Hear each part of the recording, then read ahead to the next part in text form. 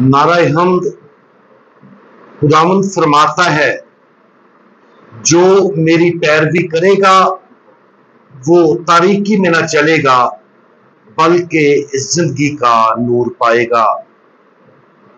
आज हम मुकद्दस मत्ती की अंजील उसका 17वां बाब और उसकी आयात 19 और 20 पर ध्यान और ज्ञान करेंगे।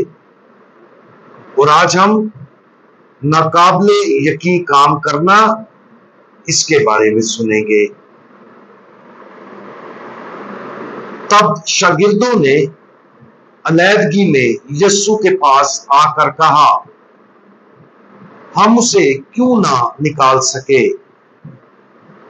यस्सु ने उनसे कहा, अपनी कम इत्कादी के सबब, क्योंकि मैं तुमसे सच कहता हूं कि अगर तुम में राई के दाने के बराबर भी इत्काद होगा तो तुम उस पहाड़ से कहोगे कि यहां से वहां चला जा तो वो चला जाएगा, और कोई बात तुम्हारे लिए नामुमकिन ना होगी।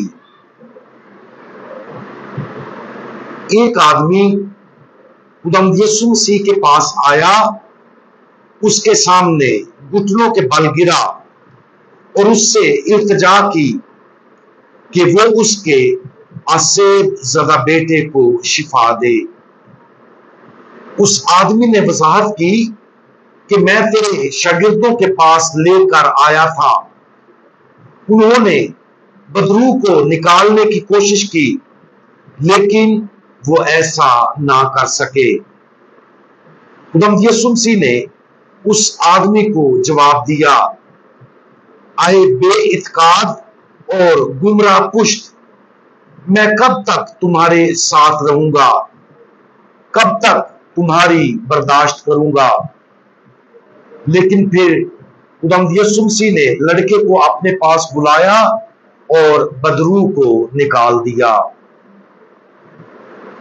ऊपर बयान किया गया हवाला उस बातचीत को जाहिर करता है जो खुदावंद यीशु मसीह और उसके शागिर्दों के दरमियान बदरू को निकालने में नाकामी पर हुआ था। यह उनके ईमान की कमी की वजह से था कि वो ऐसा करने में नाकाम रहे। वाज़ेह है कि खुदावंद यीशु मसीह ने ईमान की इस कमी पर सख्ती से डांट डपट के जरिए रद्द अमल जाहिर किया ताकि शागिर्द ईमान में मजबूत हो। क्या यह सच है कि अगर हम में राई के दाने के बराबर इत्काद हो तो हम पहाड़ को हिला सकेंगे? हाँ, यकीनन। लेकिन इस बयान को गौर से समझना चाहिए। सबसे पहले हम सिर्फ उसी में ईमान रख सकते हैं जो खुदा के ख्याल और मर्जी के मुताबिक है। ईमान उसका जवाब है जो खुदा हमसे कहता है, हम सुनते, समझते और मानते हैं, और ये ईमान है। ईमान सिर्फ किसी चीज पर उतनी मजबूती से यकीन नहीं है कि हम उसे करने की कोशिश करें। इस तरह अगर खुदा वाकया चाहता था कि एक पहाड़ उखड़ जाए और उसे हिलाया जाए, और उसने हमसे यह बात कही है कि हम ऐसा करें, तो अगर हम उसकी आवाज को सुने और पूरे भरोसे के साथ जवाब दें तो ऐसा ही होगा। लेकिन यकीनन खुदा का जलाल लफ्जी तौर पर पहाड़ को हिलाने से पूरा नहीं होता, इसलिए ये बहुत कम इम्कान है कि ये ईमान के तोहफे के बगैर कभी मुमकिन हो सके। लेकिन खुदावंद यीशु मसीह अपने शागिर्दों को और हमें ये यकीन दिलाने के लिए कहते हैं कि हमें वो सब कुछ सुनना, समझना और यकीन करना चाहिए जो खुदावंद यीशु मसीह कहता है। लड़के से बदरू निकालने के मामले में यह वाज़ेह है कि यह खुदा की मर्जी थी कि शागिर्द बदरूह को निकालें। लेकिन वो ईमान लाने में नाकाम रहे और इसलिए अपने ईमान के जरिए खुदा की मर्जी को सामने लाने में भी नाकाम रहे। जहां तक पहाड़ को हिलाने का मामला है, ये हर वक्त इलामती और रूहानी सतह पर इस्तेमाल होता है।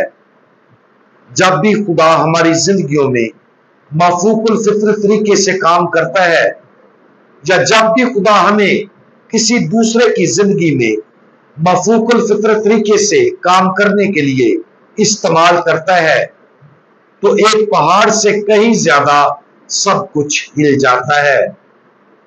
अब्दी नुक्ता नजर से ज्यादा जलाली क्या है और खुदा को कैसे ज्यादा जलाल मिलता है? लफ्जी तौर पर एक पहाड़ को हिलाने से या फजल से बदला जाए और खुदा की तरफ से बातनी तौर पर तब्दील हुआ जाए ताकि उसे अब्दी जलाल मिले। और क्या ज्यादा मुतासर कुन है तबियात के कवानीन का इस तरह से इनहराफ करने के काबिल होना, जो एक लम्हे में आता और चला जाता है, या किसी की रूह को हमेशा के लिए बदलने के लिए इस्तेमाल किया जाना। बिलाशुबा खुदा की तरफ से किसी दूसरे की रूह में अब्दियत के लिए तब्दीली लाने के लिए इस्तेमाल किया जाना लामहदूद हद तक बड़ा है। खुदा की आवाज को सुनने और पूरी इतायत और मोहब्बत के साथ जवाब देने की अहमियत पर आज गौर करें। ये ईमान है, खुदा हमारी जिंदगी में से कौन सा पहाड़ हिलाना चाहता है, वो कौन सी तब्दीली लाना चाहता है, उसे सुने और अपने वजूद के हर रेशे रेशे के साथ यकीन करें। जैसा कि हम यकीन करते हैं, खुदा ना सिर्फ हमारी जिंदगी में नाकाबिले यकीन चीजें करेगा, बल्कि हमारे जरिए वो दूसरों की जिंदगियों में भी नाकाबिले यकीन चीजें करेगा।